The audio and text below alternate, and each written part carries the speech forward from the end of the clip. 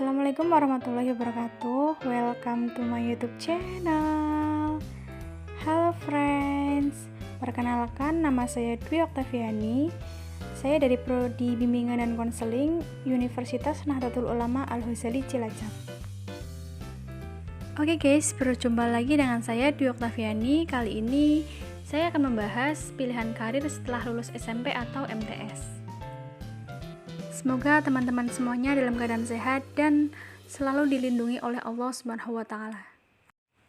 Kemana kalian akan melanjutkan studi setelah SMP? Pertanyaan tersebut harus segera kita jawab dan kita persiapkan sedini mungkin. Karena sebentar lagi kalian akan melaluinya. Semakin dipersiapkan dengan baik, maka hasilnya akan semakin optimal. Jalur pendidikan terdiri atas pendidikan formal, non-formal, dan informal. Pendidikan formal terdiri dari pendidikan dasar dan pendidikan tinggi. Pendidikan dasar terdiri dari SD, MI, SMP, MTS, SMA, SMK, MA atau Madrasah Aliyah, MAK atau Madrasah Aliyah Kejuruan, dan bentuk lain yang sederajat.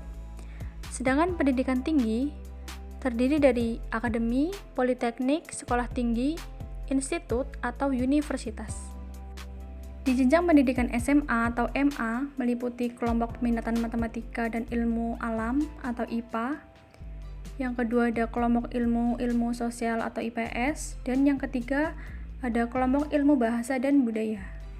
Kemudian untuk SMK itu ada 8 bidang keahlian, yaitu yang pertama ada teknologi dan rekayasa, yang kedua ada bisnis dan manajemen, yang ketiga ada teknologi informasi dan komunikasi, yang keempat ada kesehatan, yang kelima ada agrobisnis dan agroteknologi, yang keenam ada seni dan kerajinan, yang ketujuh ada pariwisata, dan yang terakhir ada perikanan dan kelautan. Sebelum kalian memutuskan sekolah tujuan yang kalian akan pilih, yaitu SMA, SMK, atau MA, kalian harus sudah paham tentang ciri khas sekolah lanjutan tersebut, sehingga kalian akan merasa lebih mantap dan akan betah di sekolah tersebut, dan merasa nyaman belajar dan termotivasi untuk selalu mengikuti pelajaran dan meningkatkan prestasi di sekolah tersebut. Dan kalian juga harus memperhatikan kondisi ekonomi keluarga, minat, bakat, dan prestasi, serta cita-cita Anda di masa depan. Jangan sampai hanya ikut-ikutan teman atau asal-asalan dalam memilih sekolah tersebut. Perhatikan bagian berikut. Ada 3 jalur yang dapat Anda tempuh setelah SMP. Jalur pertama yaitu dari SMP, lalu melanjutkan ke SMA, lalu melanjutkan ke perguruan tinggi. Dan yang kedua itu dari tingkat SMP melanjutkan ke SMK sesuai dengan pilihan kalian masing-masing. Jalur yang ketiga itu mengikuti kursus keterampilan yang sesuai dengan kemampuan dan peluang kerja yang ada. Mengenal SMA, MA, dan SMK. Sekolah menengah atas atau SMA dan Madrasah Aliyah atau MA itu dipersiapkan untuk melanjutkan ke perguruan tinggi. Jadi, ketika kalian memilih SMA atau Madrasah Aliyah, itu kalian harus rajin membaca, harus mempersiapkan mental untuk lebih giat belajar karena kalian akan selalu dihadapkan dengan ilmu pengetahuan alam, ilmu matematika, ilmu sosial, dan ilmu bahasa dan budaya. Kemudian yang kedua, tujuan pendidikan di SMA. Yang pertama itu meningkatkan pengetahuan siswa untuk melanjutkan pendidikan pada jenjang yang lebih tinggi, yaitu universitas. Dan yang kedua, meningkatkan kemampuan siswa di lingkungan masyarakat. Oke, yang selanjutnya yaitu kriteria untuk melanjutkan ke jenjang SMA. Itu ada 8 poin. Yang pertama, berminat kepada SMA atau MA yang dipilih. Yang kedua, disetujui oleh kedua orang tua. Yang ketiga, memenuhi persyaratan akademik, yaitu nilai ujian sekolah, dan lulus tes masuk bila mana ada tesnya. Dan yang keempat, sesuai dengan kondisi sosial ekonomi orang tua. Yang kelima, akan melanjutkan ke perguruan tinggi. Yang keenam, memahami betul SMA atau MA yang akan dipilih. Yang ketujuh, mengikuti sistem penerimaan siswa baru yang diberlakukan. Dan yang terakhir, mempersiapkan diri dengan belajar dan berdoa sebanyak-banyaknya. Yang selanjutnya, sekolah menengah kejuruan atau SMK. Pendidikan di SMK dipersiapkan untuk bekerja. Diutamakan memiliki fisik dan mental yang sehat dan kuat, selalu berusaha mengembangkan diri serta siap berkompetensi. Yang selanjutnya, tujuan pendidikan di SMK.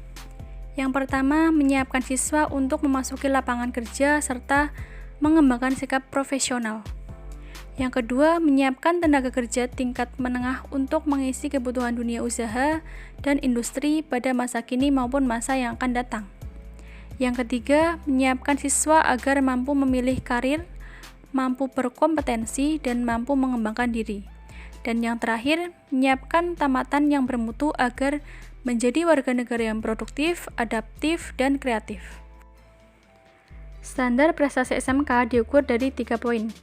Yang pertama, bursa kerja atau penempatan dan penyaluran tamatan. Yang kedua, mitra kerja sekolah dan industri. Yang ketiga atau yang terakhir yaitu prakrin atau praktek kerja industri.